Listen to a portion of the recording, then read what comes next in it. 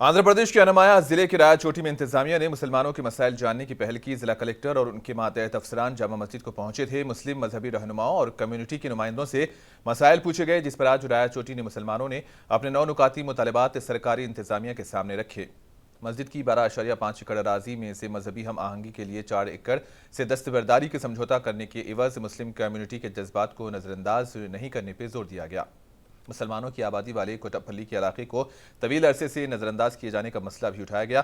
رایا چوٹی کے لوگوں کا کہنا ہے کہ ضلع انامایا میں گورنمنٹ یونانی میڈیکل کالج اور اسپتال کے قیام کے لیے 10 ایکڑ اراضی کی نشاندہی کی گئی، لیکن بدقسمتی سے کابینہ کے 3 اجلاس میں اس کے لیے منظوری نہیں دی گئی۔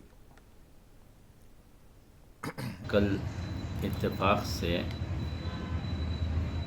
کلکٹر صاحب جو نئے آئے ہیں یہاں ہمارے پاس ملنے کے لیے تشریف لائے تھے مسجد کمیٹی کے پاس۔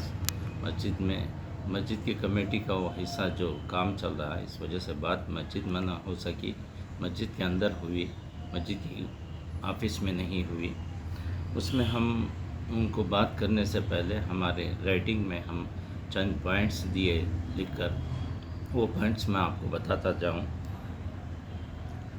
رائی چوٹی قصبے کے درج ذیل مسائل ہیں جن کو غور سے پڑھیں اور یہ ہمارے مطالبات حکومت تک پہنچائیں۔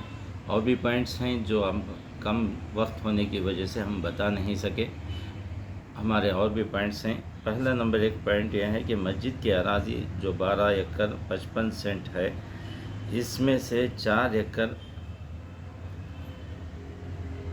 کمیونٹی نے قصبے کے امن و امان کو سامنے رکھتے ہوئے 4 ایکڑ پر سمجھوتہ کر لیا، حالانکہ اسے مسجد کی دیکھ بھال کرنے والوں کے حوالے نہیں کیا گیا ہے۔